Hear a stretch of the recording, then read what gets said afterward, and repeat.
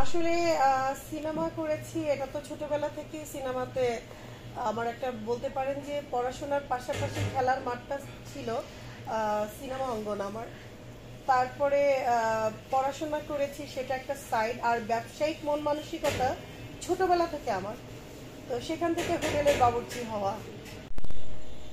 নায়িকা থেকে হোটেলের বিজনেসে আসার প্ল্যানটা হচ্ছে সবাই বাসায় রান্না করে, আমি হোটেলে রান্না করাই আর কি। তো আসলে ব্যবসায়িক মন মানসিকতা একদম ছোটবেলা থেকে আমার। তো সেখান থেকেই চিন্তা করেছি একটা কিছু করা দরকার, পাশাপাশি নিজেদের বসার একটা জায়গা। প্লাস আমার কাছে, আমি যখন বাহিরে খাই, হেলদি হাইজেনিকের ব্যাপারটা আমার কাছে কেমন যেন একটু খটকা লাগে। তো আমি চিন্তা করি যে হেলদি হাইজেনিক ফুড নিজে কিভাবে গ্রহণ করা যায়, মানুষকে কিভাবে খাওয়ানো যায়। সেখান থেকে বলতে পারেন যে একটা চিন্তাধারা এসছে, এভাবেই হয়ে যাচ্ছে। আসলে এখানে ডিসক্রিমিনেশন বুঝে তো আর বিজনেস মানুষ আহ, করে না। বিশেষ করে তো মানুষ চায় যে যারা খেতে পছন্দ করে তারাই আসুক। আমার জন্য আমি যদি ফ্রি খাওয়াই, সব শ্রেণীর মানুষই আসতে পারবে।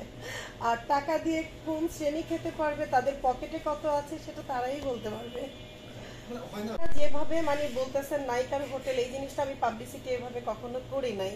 অনেকে ভাবে আমি কাস্টমার, আমিও ওটাই পছন্দ করি যে আমাকে কাস্টমার ভাবুক। কারণ আমার আসলে আতঙ্ক লাগে, আমি এই ব্যবসায় নতুন, তো কখন কোনটা কমপ্লেন চলে আসে, একটা ঝাড়ি খেয়ে বসি। তো আমরা চেষ্টা করি রিকভার করার। সেখান থেকে আমি আমার আসলে রিচ ফুড বা চাইনিজ বলেন, স্ন্যাক্স বলেন, এগুলোর একটা প্রাইস থাকে আমাদের বাংলাদেশের প্রেক্ষাপটে। যে ধরনের প্রাইস, ওটাকেই আমরা মার্জিন করে আমার এখানে প্রাইস করা হয়েছে। আজকেও বলতে চাই নাই।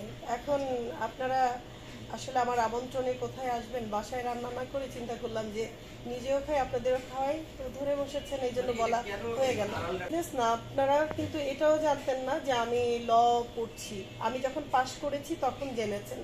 বিজনেসটা আমি চেয়েছিলাম আমাকে মানুষ খুঁজে বের করুক যে এই ব্র্যান্ড কার। আমি প্রতিটা জিনিস এরকম করার ট্রাই করতে তো দোষ নেই। এই জন্য আমার এখানে খিচুড়ি আমার জন্য স্পেশাল। এখন অনেকে আবার খিচুড়ি খায় না, ফ্রাইড রাইস চুজ করে, পিজা চুজ করে। তো এক একজন এক একটা এটা ভেরি করে ম্যান।